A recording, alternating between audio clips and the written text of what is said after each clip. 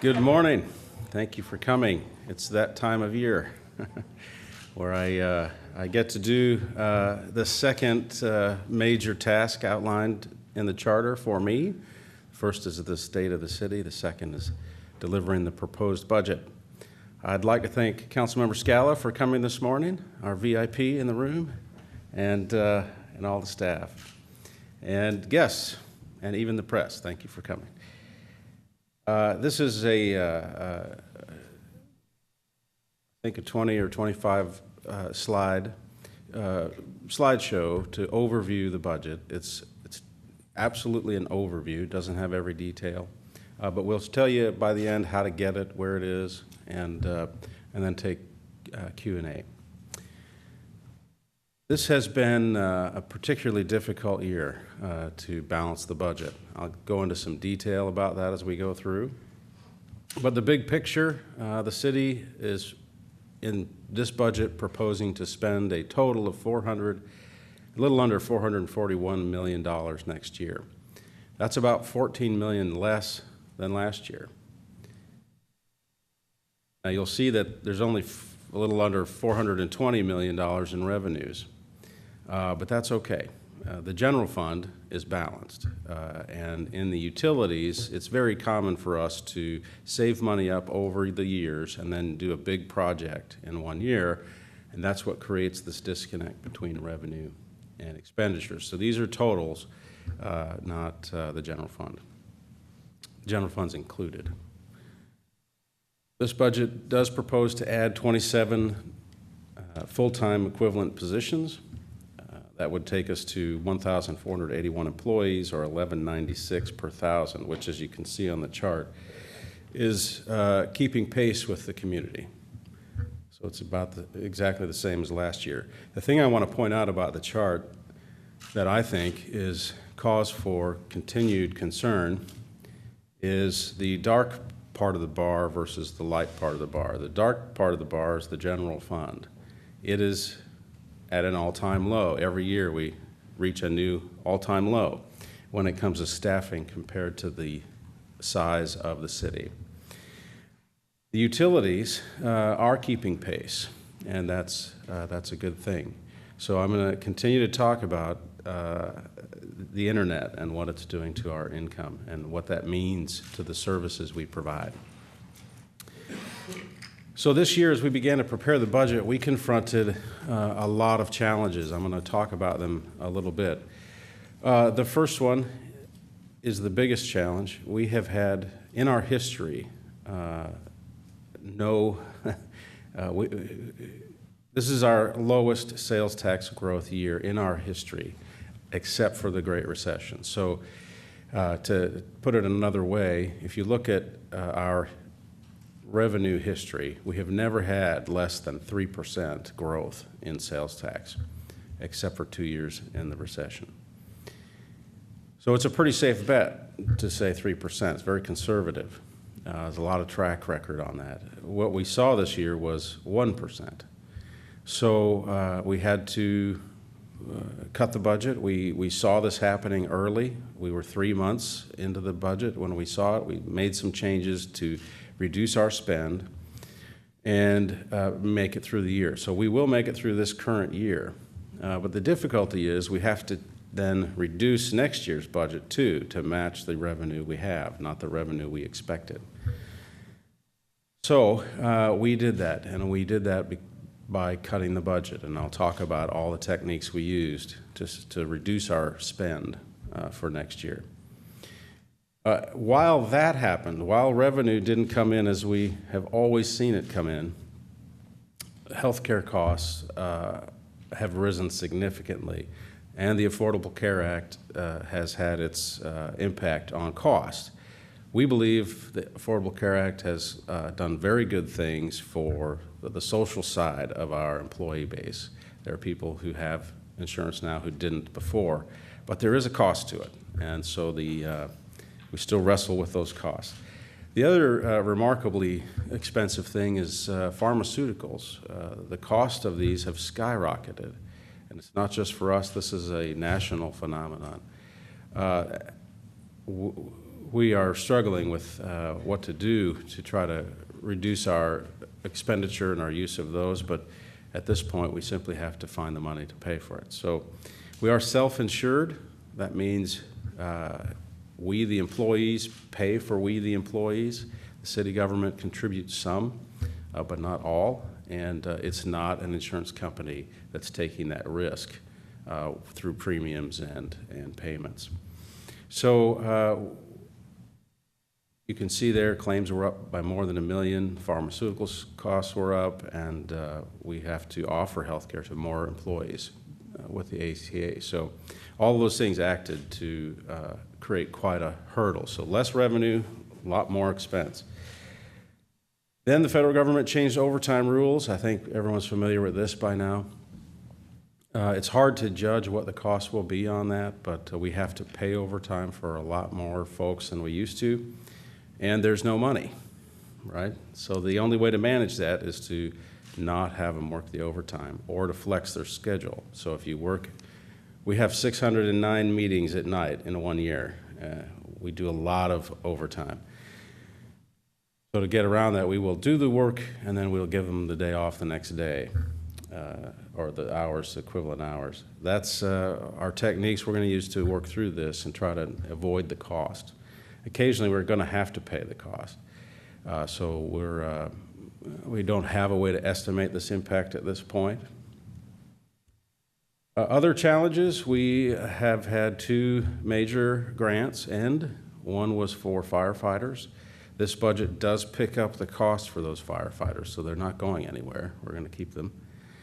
And the Missouri Department of Transportation has decided to stop a program it has done for decades called the STP funding grant. That's $350,000 a year that we have relied on and programmed into the capital budget. So we will be doing work to figure out how to handle our projects without this funding source.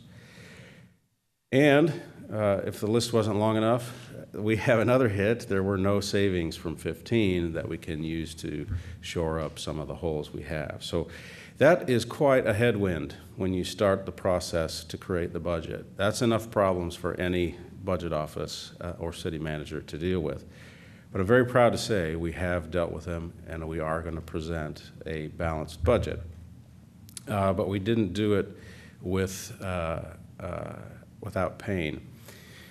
We have some goals that really guide us through it. So with all those problems to deal with, we made a list of goals that we wanted to accomplish with the budget. First was, obviously, we want to live within our means. We want to balance the general fund. We want to avoid laying anyone off. It's the worst thing you can do for a family, right? And it actually, if you do that, it creates a bigger problem for us, a bigger revenue problem, because then an entire family is no longer, is taken out of the economy. We wanted to provide a raise if we could, and we were able to achieve a very modest one. And then we also want to make progress on the strategic plan. We care deeply about it. The council's done an amazing job with this strategic plan, and we want to implement it. It's hard to do without resources, but we have some pretty interesting ideas, I think, that will move the needle and not cost a lot. So those were our goals. Here's how we keep the general fund balanced with all of those problems. We're not going to buy any cars or trucks or big pieces of equipment, right? We have a replacement plan where we buy a little bit each year rather than one at a time, just to keep the cost impact down. But that's something we can do. We push that out. We're not going to replace anything this year, so staff will have to, push that equipment one more year. We kept a little bit for those pieces of equipment that aren't going to make it one more year, but in general, we're not replacing funds. That was about a $1.1 million deferred expense, so that helps us for next year. We can't do this forever. It's a temporary fix. We could do it for 1 or 2 years at the most, and I hope we won't have to do it next year. We're going to continue our hiring delay. That's one of the techniques we use to balance the budget in the current year. The council changed the policy, and we do not have police and fire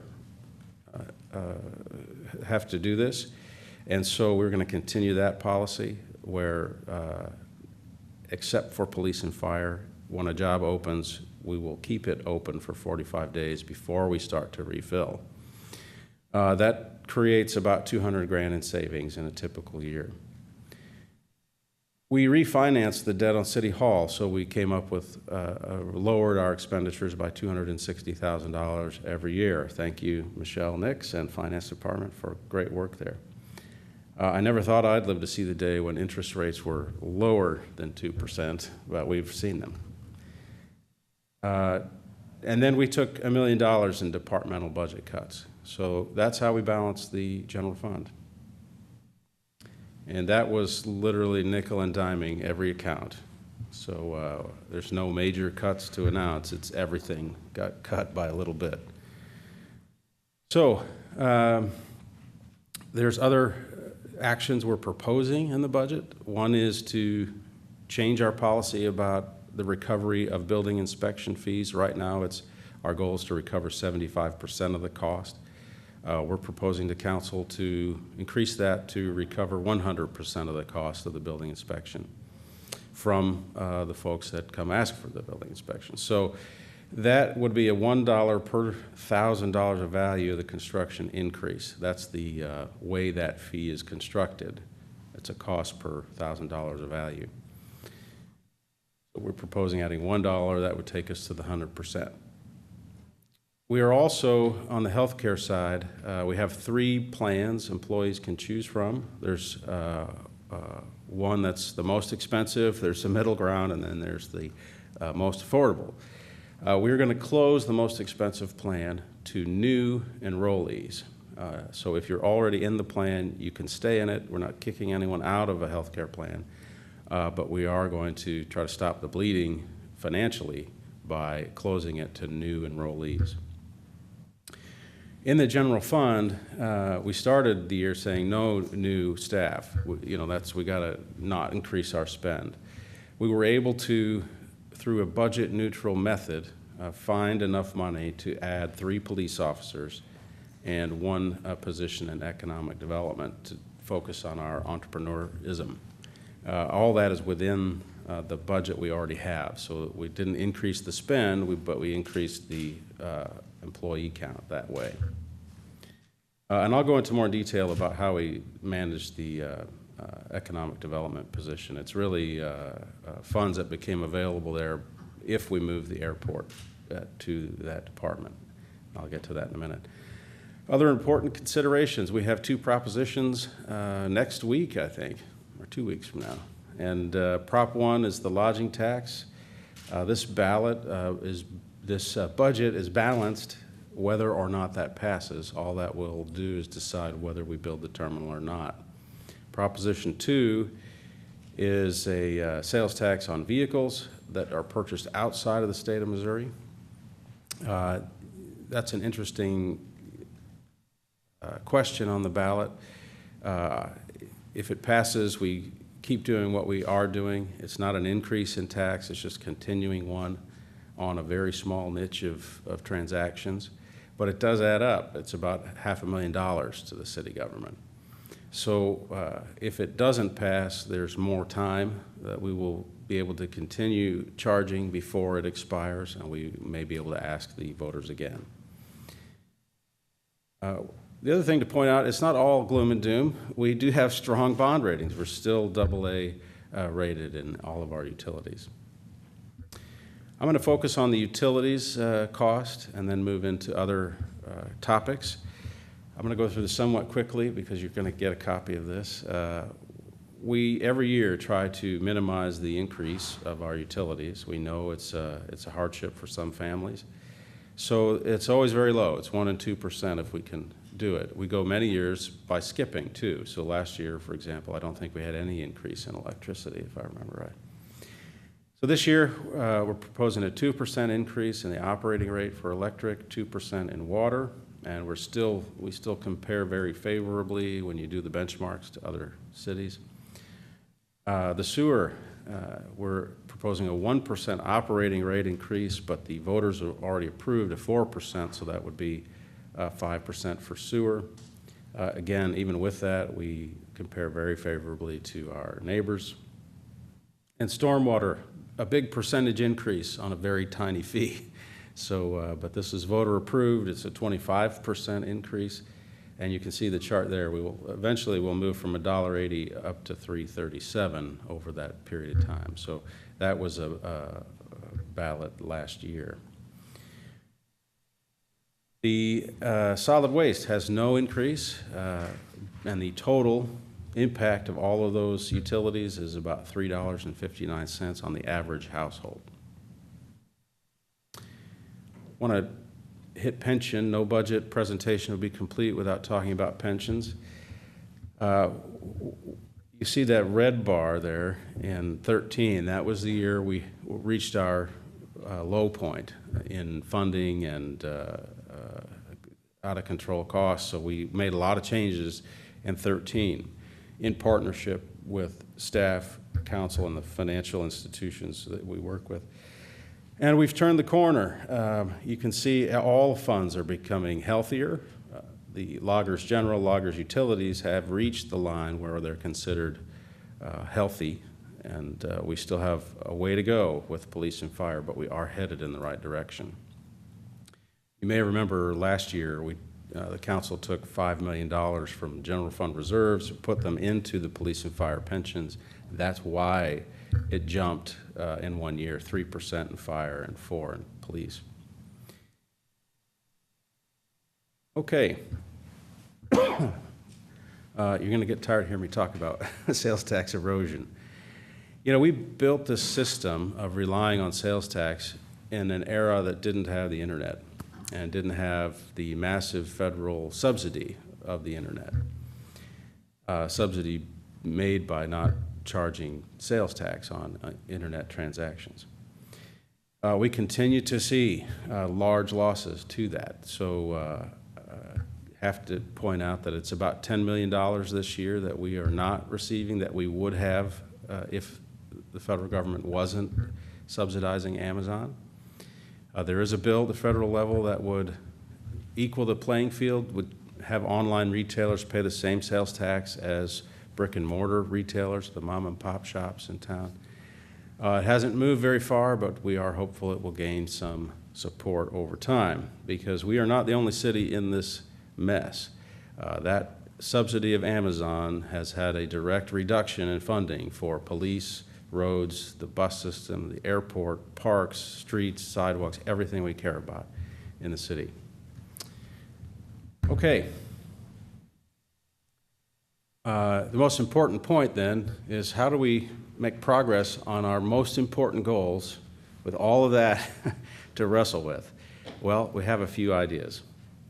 Our number one goal in the strategic plan, our first strategic priority, is to create jobs that support families, living wage jobs.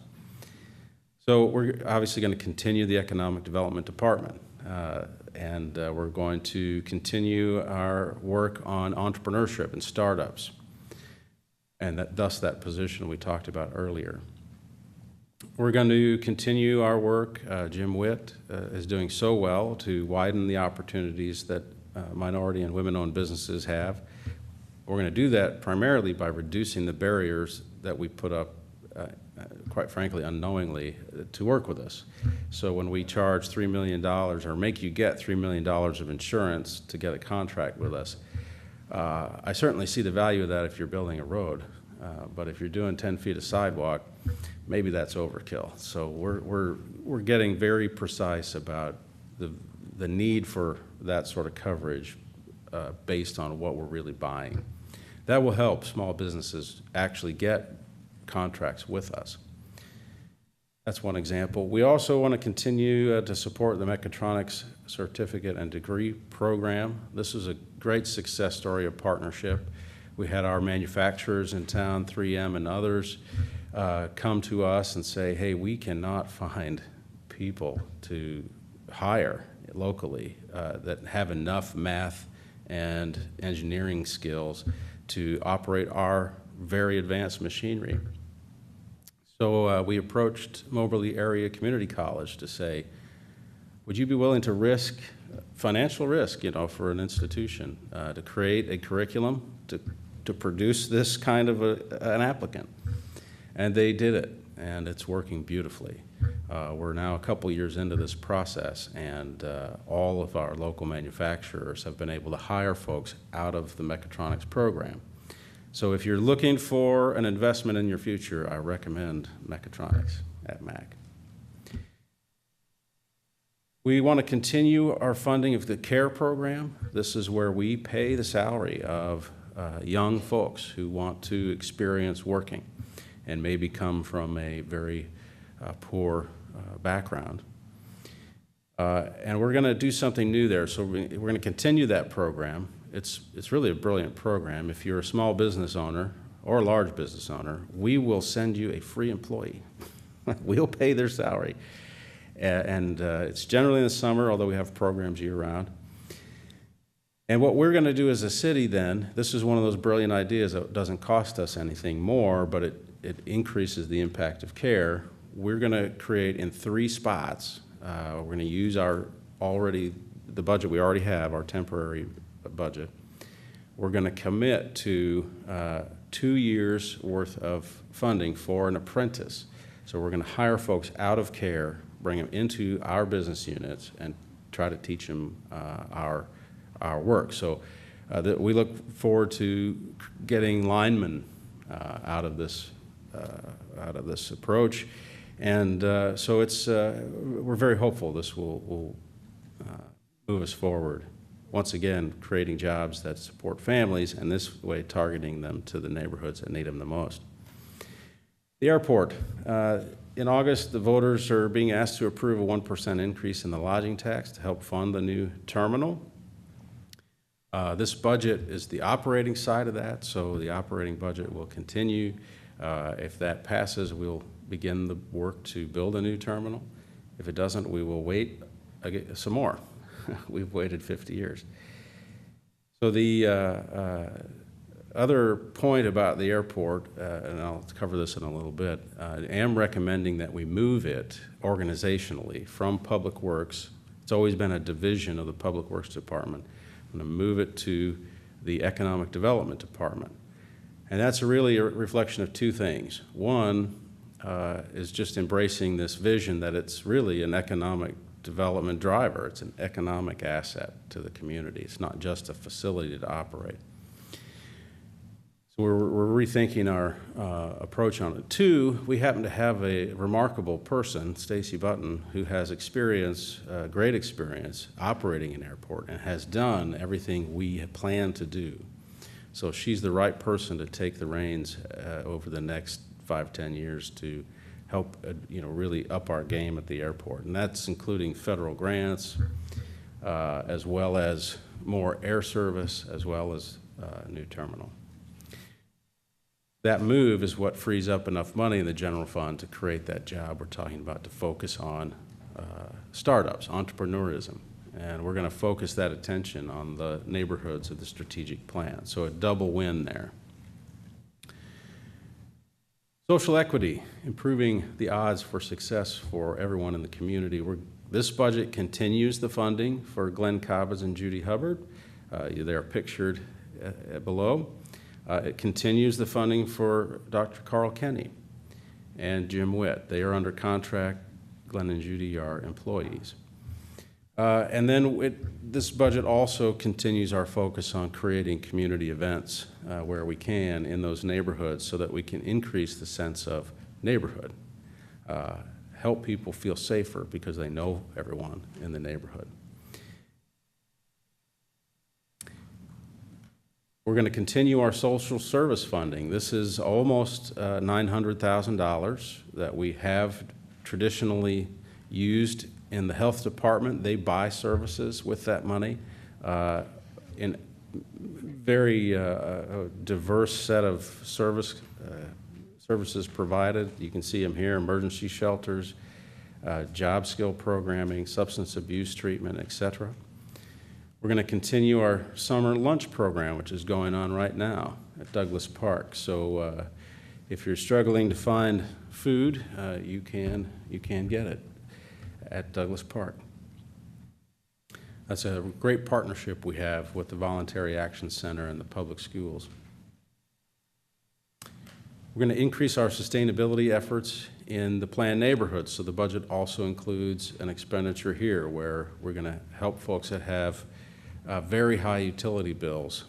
This is one of the things we really struggle with because there's no innate incentive for anyone in this picture to invest in energy efficiency. What I'm talking about is really old housing that is a rental, so the owner doesn't pay the bill, and they're not generally, some are very good about this, but generally speaking, they don't have an incentive to make an investment in the house because they never get the return, right? The return goes to the renter.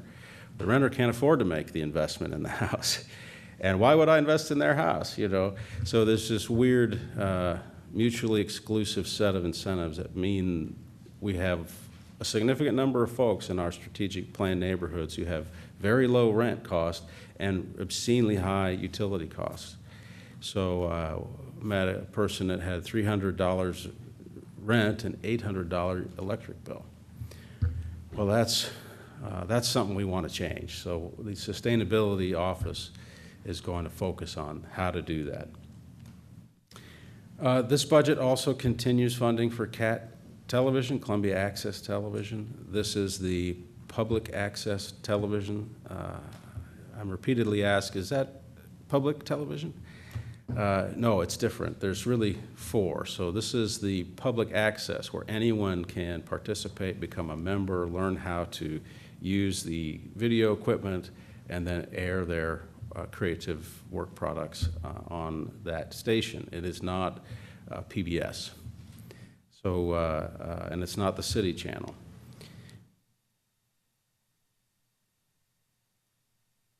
Public safety. Public safety funding is right now with this budget $40 million of the $60 million that the City Council has in discretionary funding. So $2 out of $3 is dedicated to public safety. Of that $40 million, $700,000 is being focused on community policing. That's the 6 officers and the sergeant. And this budget also adds 3 police officers. That does keep the police department in relative parity with the growth of the city. All of the other departments are losing ground regarding the growth of the city. We are also doing some really important things on the policing side on the capital budget. So we're decentralizing our physical locations. We already use the Boone Community Center as a substation in the central neighborhood. And what that means is our officers stop in there and fill out reports. They meet community members there. It's a place we go often to sometimes cool off on hot days like this and to do our paperwork, which is an integral part of the work. The last capital ballot had a project in it that we are designing now and will build in 18 and 19. The north side police station. So there'll be a building in the 2nd Ward up on off of Range Line. And then we are leasing. This is kind of exciting. We're leasing in the 3rd Ward space, a townhome in the east neighborhood near Indian Hills Park, where we will also use that to, like we do the Boone Community Center. It'll be a substation.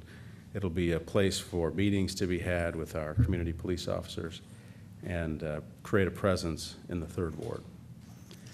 And then, of course, accreditation. This is a goal we've been working toward for many years in police and fire. They are both getting very close to achieving accreditation. It is the finest external validation that you are using best practice in your field. We're very proud of the Public Works Department. They were the first. They've been reaccredited 4 times. Many of the things they do are now included in and made a aspirational goal for other folks all over the world if they want to be accredited. So it's a powerful tool to improve our operational excellence. Infrastructure. We've done an amazing amount of work in this space in the last couple of years. We've had 5 infrastructure ballots pass in the past 2 years. That's a lot of ballot questions. So it's parks, electric, water, stormwater, streets and sidewalk projects. I'm going to go through some of the infrastructure just to give you a sense of what we're going to be focused on this year. Electric, obviously, we've got to deal with the transmission line project, but probably more importantly, we have to construct that substation that we're calling Mill Creek. It's down there near Mill Creek. And we're really focused on cleaning up Moores Lake up at our generation facility. I'm excited about that. Now that we no longer burn coal, we can make that the pristine lake it was. Sewer, obviously, big change in the last ballot where we moved from 80% expansion to 80% maintenance of our system. So we're going to continue that work, a lot of sewer lining projects, and we're going to continue to replace the sewers that really need that. So Flat Branch is a good example there. In the water utility, we're just going to focus on maintaining the system, right? So a lot of water meter replacements, and we're going to relocate some mains as we coordinate road projects. Solid waste, we're still working on the creation of our 6th landfill cell, and we're going to build a wetland around the landfills to keep any leaching elements from reaching the creek. So it's an effort to keep any landfill waste from the creek. Parks. I think everyone knows about the field house. I love this because CVB is helping. There's $1 million from them to help build the sports field house. We know that sports is a great investment in tourism, and this is an example of where we're working together to make that happen. We're going to continue work on the Clark Lane West Hinkson Pedway, and we're going to increase the green space with a Gates Park addition. We have a lot of streets and sidewalk projects. Here are some we're going to focus on. The widening project, this was in the capital ballot, Nifong from Providence to Forum. This is one we have to deal with that STP grant going away. That was part of the funding for this project. So we've got to circle the wagons on that, but this initial work is really planning and design, so we can afford that. We have to deal with how to build it later. Intersection improvement at Forum and Green Meadows, whatever form that takes, whether it's a roundabout or not, we'll decide. That's the difficult questions the council gets to wrestle with, but there is an improvement project in the works. Oakland Gravel Road sidewalk, and then repairs to the Greenbrier Trail. Transit. This is pretty exciting. The council has accelerated the bus shelters, so we're going to get a great start on that this year, and then the 5 diesel buses will be replaced with electric buses. Amazingly enough, this technology is finally real. You know, we've heard about it a long time. It never quite worked out. It wasn't enough horsepower, didn't last long enough in the day. People kept working on it, and the new buses, new electric buses, are amazing. They last all day, they charge overnight, they have plenty of oomph. In fact, they have to tamp down a little bit on the power, and they're so clean. They cost a lot less to operate as well. So all the savings that the bus produces, we're going to put into staff time to run more routes more frequently. So it's a great win-win. Investing in a capital expenditure that reduces your operating spend is always something I get very excited about. Regarding the strategic plan, we're going to distribute bus passes in our strategic plan neighborhood in an effort to really introduce folks who maybe haven't done it, or, you know, it is confusing. I don't know if you've ever looked at the schedule. I have to have help figuring out the schedule. And that's just the nature of transit systems. So we're going to walk people through it. We're going to give them the pass, try to get them to try it, because we know that if you commit to transit, you can significantly reduce the expenses you have in a year for transportation, which can only help family incomes. We also are creating 5 full-time drivers by reducing the temporary driver budget. So this we did a couple years ago. It's worked very well. We're going to do it again. This might be about the last time we can do it, but we believe this will be a great operational improvement for the transit system. With parking, there's a lot of projects there. I'm not going to read them all to you, but really want to focus on the app there. Park Mobile is something we'll be asking to spread wider. It's a very easy way to pay for parking. You can do it on your phone, and it's works brilliantly. So if you need more time, it'll buzz you in the restaurant or the bookstore, and you can just hit a button and have more time. You don't have to go back to your car, stuff the meter, or risk the ticket. The other thing I'll point out is we are, over time, going to implement the automatic ARM payment systems in all of our garages. So they'll all work the same way, and you'll just pay when you leave. It's wonderful. It's easy, and that's how every other parking garage in America works, so it'll be nice for our visitors. Stormwater. Obviously, we're going to continue to focus on these problems. We have a little more funding thanks to the voters, and we have plenty of ways to spend it, and as you can see there. I do want to point out on the operational excellence piece, this is the 5th major goal strategic plan. We've measured this 8 ways from Sunday, and what we know is this. Our city employees are very engaged. We're twice as engaged as the private sector. Gallup does a survey every year about how engaged people are in the workplace, and they survey every industry. And the best year, the most engaged we've ever been in the country is about 34% of the workforce saying, I'm in, I love this place, and I'm working hard. 34%. We're 72. So we rock. And we rock because we hire people that care about the mission of the city. And serving other people is an inspiring mission, right? Most folks really do get motivated by that calling. So because they're engaged and they're in, they do a great job. Our customer service scores are the envy of the region and the country. We're 20% higher, and I don't mean just 20% of them. We're 20 points higher than the nation when you ask about customer service. We're at 70%. The best they can do is 50%. So our engaged employees have this result. Accreditation, we're going to still keep focusing on that. We're very proud of all of these departments that are already accredited. You can see on the slide, and we're going to really focus on police and fire in the next year. It may take them a couple years, but we're going to make significant progress in 17. The other thing we're going to do to up our game is recognize and eliminate bias where we find it. This is kind of a new area of thinking in the country, but we're catching up to it. We've kind of been woken up to it. Whether it's white privilege you'll hear people talk about, or just racial bias or other kinds of bias, I think we all have those things. There's just patterns of way of thinking. And so we're going to run employees through it. Every police officer is going to complete the training. That's included in this budget. So fair and impartial policing.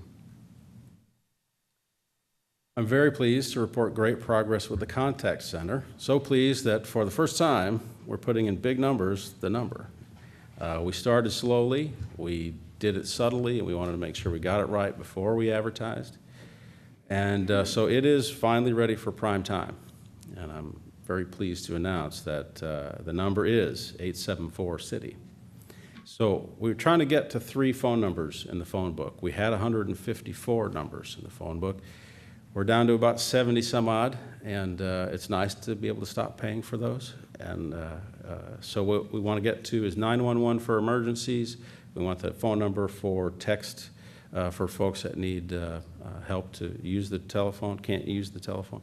And then this one, so 3 numbers. And you don't have to know who to talk to. They'll help you, and they'll have the right answer to your question. So they're covering about half the services we provide right now. Pretty amazing. The other thing we're going to do, we're going to centralize public information officers and the GIS department. I think we've talked a lot about that, and I won't spend a lot of time on it. I'm going to spend a little time on this one. In this budget, I'm proposing that we change our approach on mechanical, plumbing, and electric licensing. There is a way to do it faster, better, and that's by making it administrative. So rather than waiting for the board to meet, and maybe there's a quorum and maybe there's not, so you wait another month, you could come in 8 to 5, Monday through Friday, take the test. If you pass, you get the license. And if you don't pass, or the administrator says no, you can appeal. In this case, I'm proposing to the Building Construction Codes Council. So I think that would be a much better service provision to the public and to those industries, and I'm recommending it in the budget. There are some pay and benefit changes included in the budget. Very proud to be able to say we managed to squeeze a raise out of all this mess, and it's not a huge raise. It's 25 cents per hour across the board, so that's $500 a year for every employee. I feel pretty strongly about doing flat rate raises when there's not much money to spend, because it puts the majority of the funding into the hands of the lowest paid positions. I think that's important when you don't have a lot to spend. We are going to do annual physicals for the fire department and begin providing biannual physicals to everyone who has a CDL or is required to have a CDL in their job. This was something that the fire department asked for in the meet and confer process. It does cost a little bit, but it really is important. It will help catch disease early and other things, keep us healthy. Of course, there was a 13.8% increase in the health care costs, so that's another thing we've dealt with in the year. You'll be happy to know I'm done. I will tell you where you can find it. It's on the web at como.gov. We will have 2 printed copies, one in the clerk's office, one in the finance department.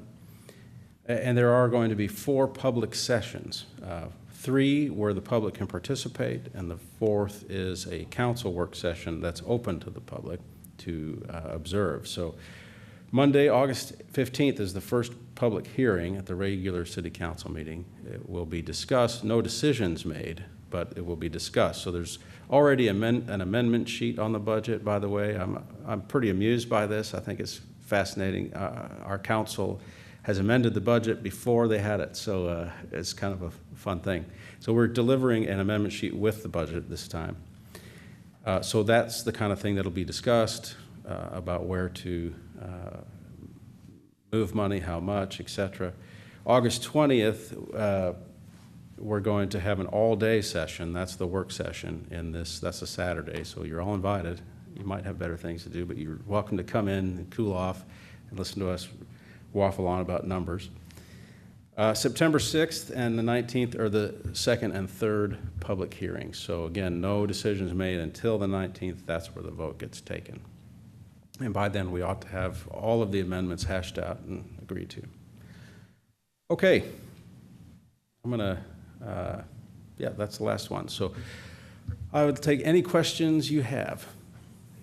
Caitlin. You said that you plan to continue funding for 3 folks, the 3 folks of the city hire to carry out the strategic plan. First question, do you know off the top of your head how much that will be? Well, so there's a complicated answer there. Of the 4 folks, 2 of them are through contracts. So those contracts are already paid for, basically, but they'll last through the year.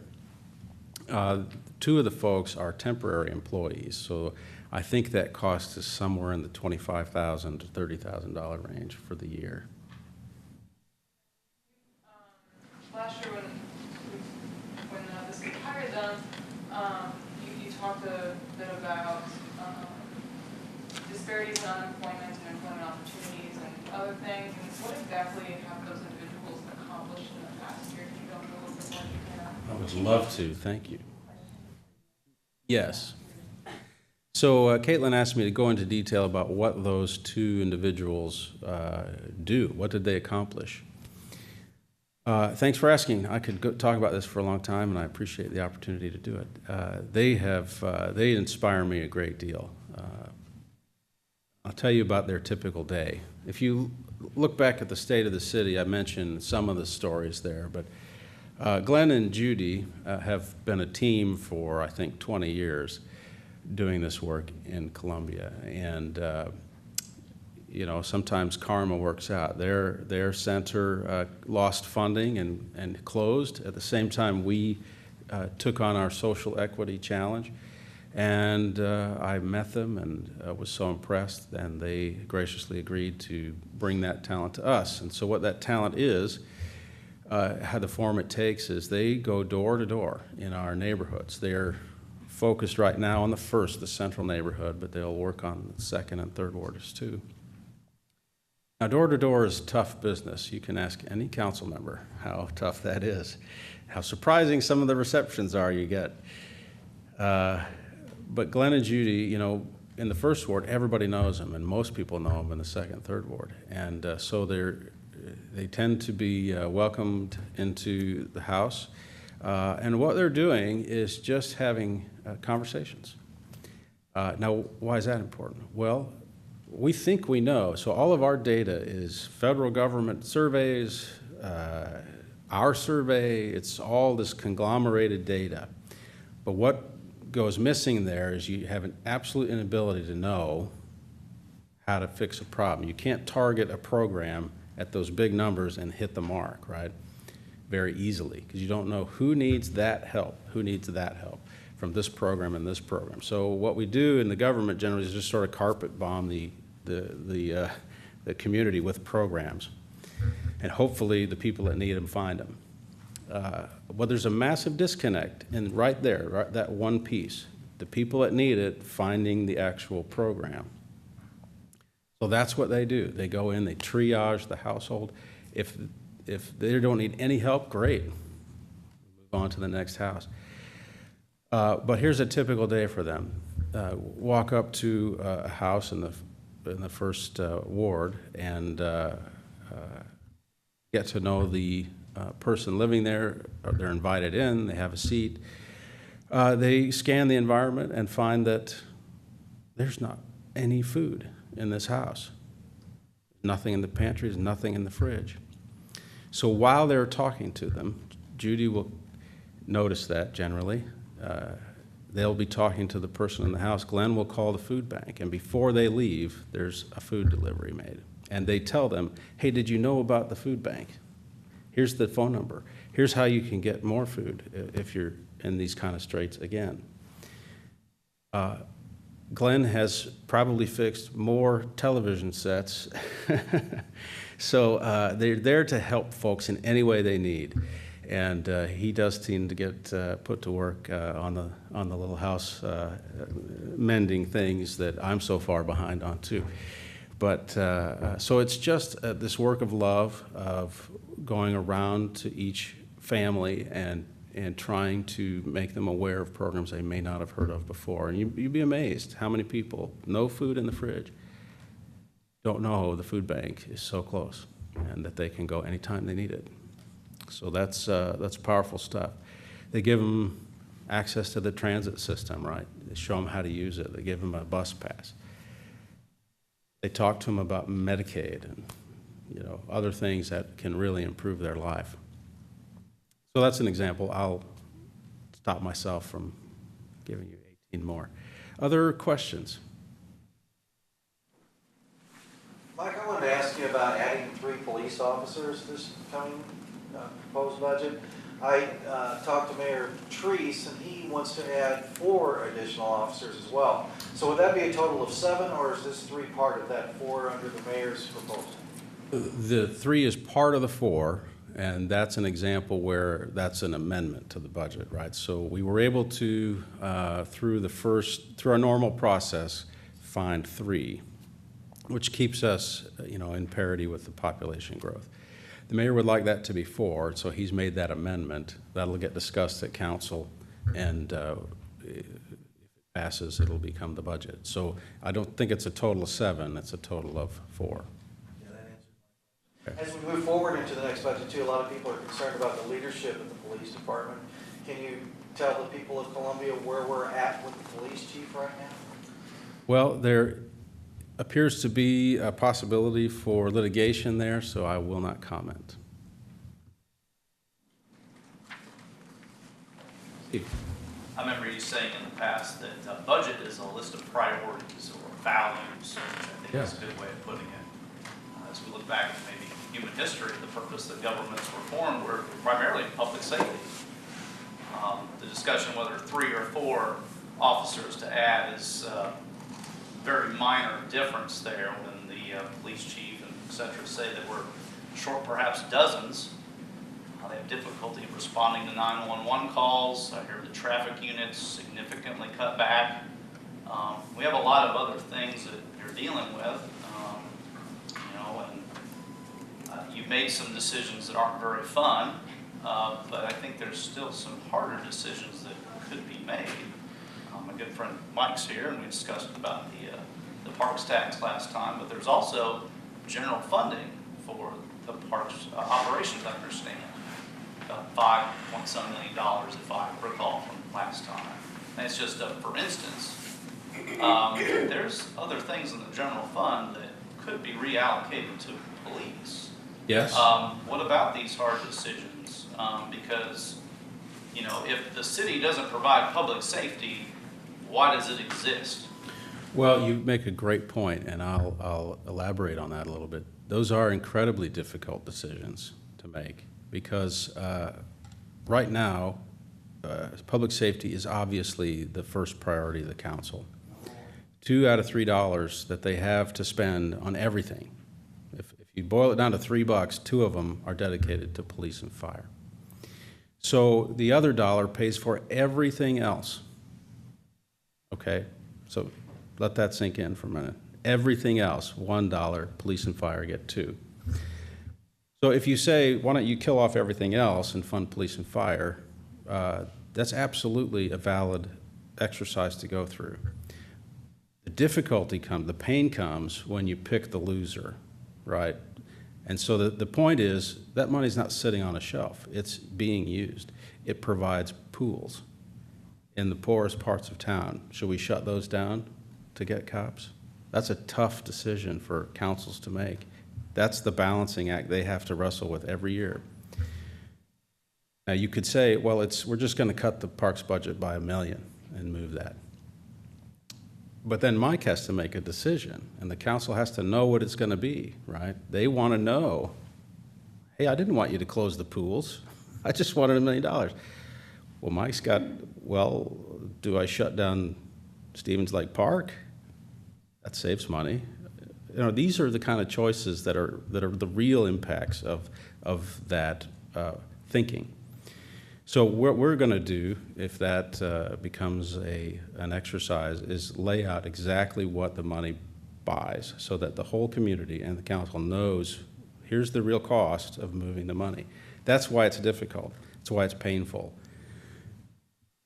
A lot of folks assume anything not in public safety is wasteful spending. I've heard that from a number of folks. But I don't think so. When I look at it, we've gone through so many years of budget cuts and the recession. I don't see any fluff. Now, based on your political view, you might view pools as fluff. We don't. We view them as important investments in critical parts of the city. So that's an example of how difficult that is. You're right to say it's difficult. And Council, I don't cross over, but how to define in an austere budget year, what's a primary priority and what's, certainly good and beneficial, but secondary in the grand scheme of things. yeah, How does that determine? Are those ranked? sure. We do that all the time, have for decades. And so what you find is decisions like this year where, how did we come up with the 3 officers when there's no money to do it? We look at the survey and we say, what does the community say is most important and what's least important? And if we're going to reallocate money, and that's exactly the thought process we went through, exactly what you're talking about.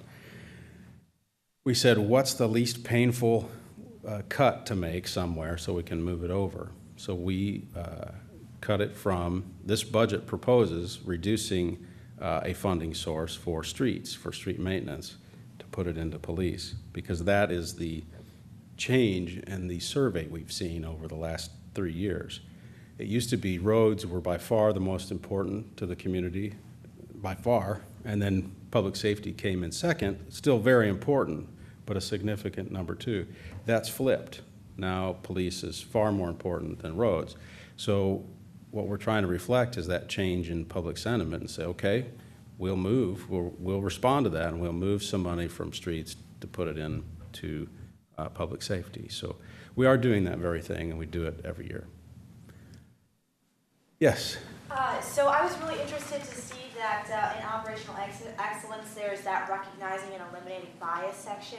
Yeah. So is that, and especially if you got all sworn CPD officers will complete this, training.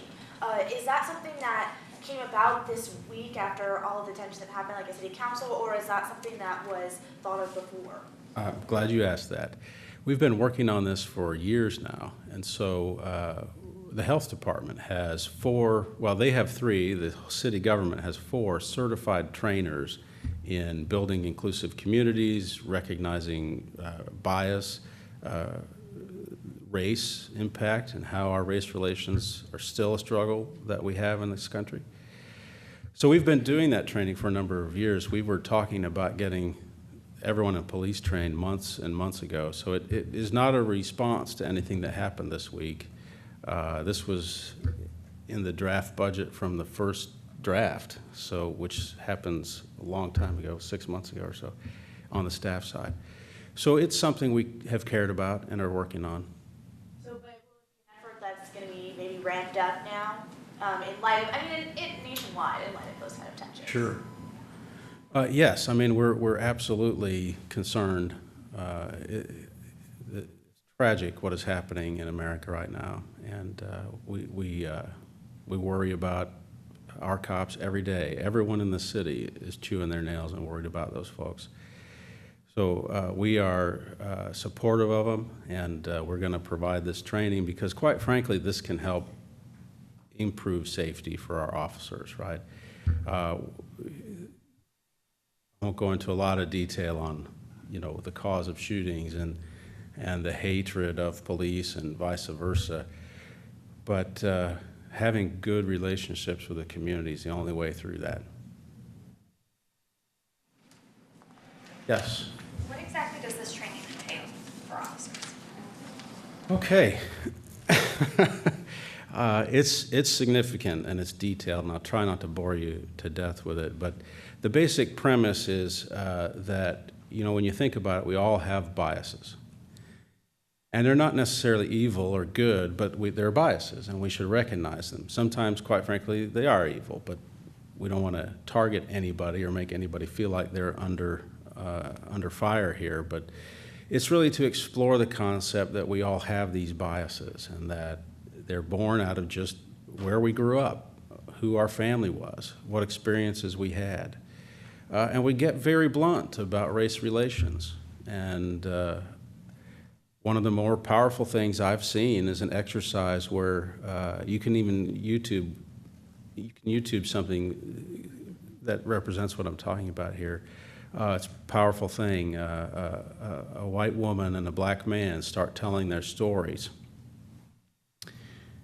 And then about 2 minutes into their stories, they switch, and the white woman starts telling his story, and he starts telling her story. It's a powerful thing. So these are the kind of exercises we do in this training to just kind of wake people up to what the other folks in our society go through, what they see, how they filter the same event differently than they do, and recognizing that we all have those filters. And so it's really an exercise just to think about how we think and what they think, and to really respect human beings. And so all the training we've been providing in the last 6 years has been focused on unconditional respect, good working relationships, not heavy-handed policing, but the opposite, right? Thinking policing. So when there's a mental health crisis somewhere, we don't send the SWAT team, we send mental health experts, right? A great example of this working was last weekend, where we were able to help 2 people with a serious mental issue, get to the hospital. Now, that's tough when they're carrying a shotgun, right? That could have been very bad in a lot of cities. And I'm very proud of our folks. They didn't send the SWAT team in. They didn't hit the house with tear gas and rush it. They waited. They waited 2 days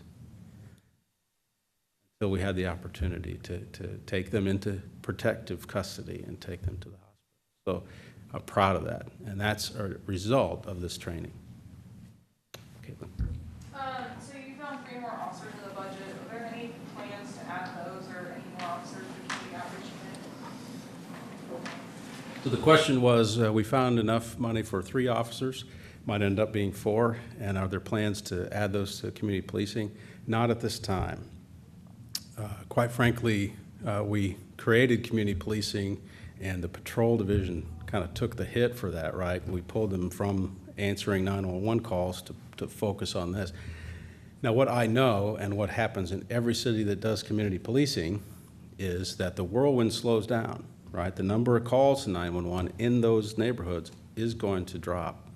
Or maybe the better way to say it is they won't increase at the same rate as the rest of the city, right? So they more than pay for themselves in reduced calls. But this, what I'm proposing in the budget is let's replace those on patrol. So they would answer the 911 calls. Yes? Obviously, the community and the police department are trying to work together to become a more centralized unit. You have $700,000 being invested into community policing. Could you just describe maybe what that money will go towards? Sure. It's really the cost of 6 officers and a sergeant who spend all their time focused on community policing. There are more officers that chip in, right? So there's a lieutenant that they report to, but he has other things he has to do in addition to this. So we didn't include him in that number. We're just saying here are the full-time folks focused on community policing. So there's 2 officers in each of our strategic plan neighborhoods, and then the sergeant that they report to. So that work is very powerful as well. I talked about what Glenn and Judy do. The officers do the very same thing. Their job is, rather than answering 911 calls, going call to call, they get out of the car, they meet people, they interact with them, and their job is to become the steward of that neighborhood, the guardian of the neighborhood, not the warrior, right, the guardian. And it's a mind shift change, and I'm very proud of these folks. These are amazing police officers. And so when they see 3 or 4 teenagers out after dark, their job is to hassle them. Hey, what are you doing out? You got school tomorrow or what? Give them a ride home, that sort of thing. And you hear about these stories, and I love them, I love it when they show up on Facebook, and that's how I find out about it, when our officer picks up a family who's walking on Clark Lane after midnight from having been at the hospital where a relative gave birth. So they're walking home and they pick them up and they're thinking public safety, right? So how do I keep this family safe? So we fed them dinner and took them home. That's tremendous policing right there. Yes, Caitlin. Last question I have, maybe I should know the answer to this, but what do you mean when you say centralizing PIOs? Oh, thank you. Yes, that's government and acronym. Sorry, public information officers. So this is the second and sort of final step of creating the community relations department. So that we have public information officers in some departments, about 6 or 7, but not all departments have one. So part of the task of creating the community relations department is that we're going to centralize a lot of our communication there. So contact center will be a part of it for those folks calling us. Do you mean to the same office? We're going to do something that works really well. They're going to report to Steve Sapp, but they're going to stay where they are. So they're going to work for the department they work for now, but the reporting relationship will change. So you might think of it like an embedded journalist, where they're going to have, and the thing that happens over time that I'm very excited about this idea is for the first time, I mean, you might be the only PIO in a department, so you've got no bench, right? If you're on vacation, they don't have a communication officer, right? So for the first time, you've got help, you've got backup, right? If something important is going down, you're allowed to get sick. You're allowed to have a vacation. And quite frankly, everybody gets better when you have a team. You know, when you get done with high school, it's okay to share information, right? We want you to cheat off each other.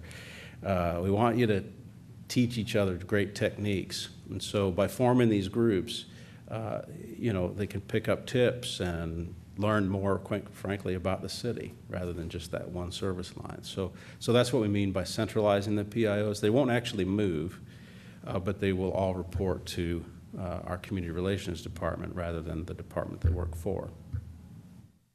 Another way to think about it is they're kind of acting like a consultant. So their industry is public information, but they're consulting for Department X, Y, Z.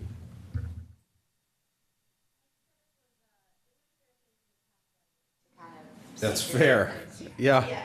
You know, I've cut budgets my whole career. This one may be the toughest budget cycle I've ever gone through. Just the amount of headwind we had and what goals we had. And so does it, you know, does it play into the fact that there wasn't a ton of money in the budget, but so many things that you want to be able to do for the city? You know, how do you make those tough decisions? I know you kind of answered it a little bit, but in a general sense, more than public safety, you know, there's so much.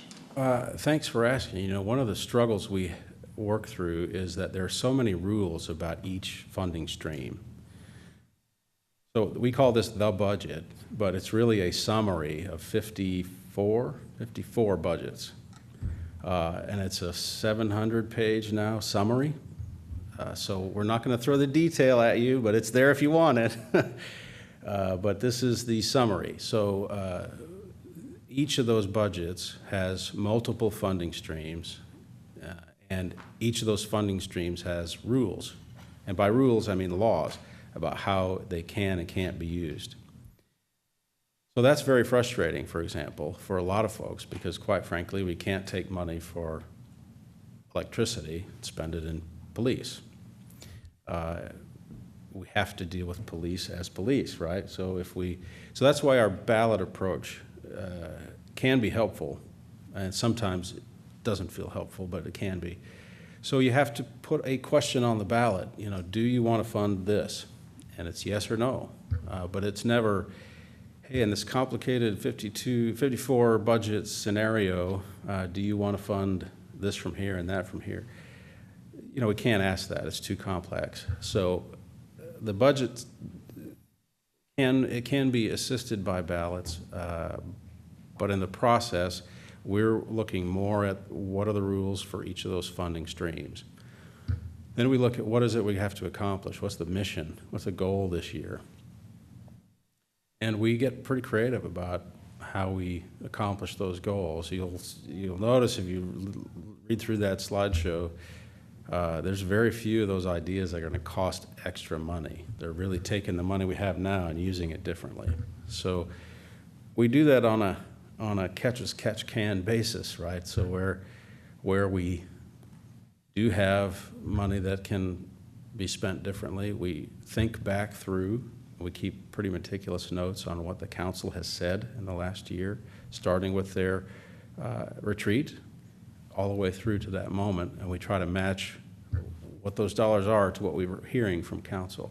So the goal is that the budget we present has been at least responsive to the things that they're telling us the community cares about. Would you say, I mean, I'm going to say it, I'm not too familiar with budgets and all those things. Would you say there were cuts made anywhere? Maybe you even said that and I missed it. Well, I don't know, I'm glad you're clarifying, and it's okay. We don't expect anybody to be a budget wonk. It's hard for us to be budget wonks, and we live it, right? Yes, there are cuts all throughout. So we cut $1 million out of the general fund departments. And that was a process we started 6 months ago. I asked every department director, send me ideas from your shop that you could live with. And no one loves any of these, right? But tell me what you could cut up to 3%, so 1%, 2%, and 3%, and send me what you would be able to survive and stomach. So they did that, and I love that process because they have teams of people that work on it. So everyone that's doing this, providing the service, they come up with the ideas that say, well, we don't like this, I know, but if we have to cut, here's where we would cut. So then I review those with the finance department and others, and I decide whether, in my view, the community's willing to accept those. And I didn't take every cut. One example is the downtown cameras. I think there was some news flow at one point that there was a decision to take those out. Well, it was never a decision, it was an idea in the budget cut process. I didn't accept the idea, and here's why. There was a ballot. The voters spoke, they want the cameras. It's not my place to defund them, so we're not going to cut that. Now we're struggling to keep them working, frankly, because the technology's old now, 5 years, that's ancient in tech, right? And the company's shifting gears, they're not going to support it anymore, so I've thrown that problem at our IT shop to say, okay, keep them working, find a way. So they have, and that's a beautiful thing. So a lot of cuts there. There's a lot of cuts just from, we're doing fewer projects than we did last year. So that $14 million difference between last year's budget and this year's is mostly utility projects.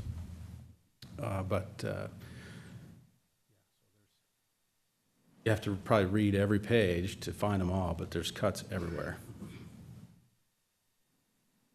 And the general fund would be this $440 million? No, the general fund's about 88 million. Laura will give me the right number. So the general fund's about 20% of the total. And the reason we call it the general fund is because that money has the fewest restrictions. The council's allowed to spend that money anywhere it wishes. And so that's why we spend it on public safety. 2 out of 3 of those dollars goes to public safety.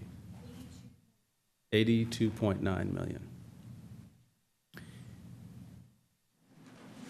And for the most part, that sales tax, lack of sales tax funds because of growing internet sales would be a huge Yes, reason a for massive impact on the general fund, yes. See, the biggest expense we have is electricity. That's 100 and something million, right? All by itself. Water's 25 million. I'm ballparking it here. Most of our utilities are in the 25 million range. So they have dedicated funding, though. They have a bill they send you every month, and ratepayers fund it. So it's not taxes. You get a service, you're going to pay for the service. So that's the biggest, massive part of the budget. So only 82 million of the 400 and whatever it was, 19, is the general fund.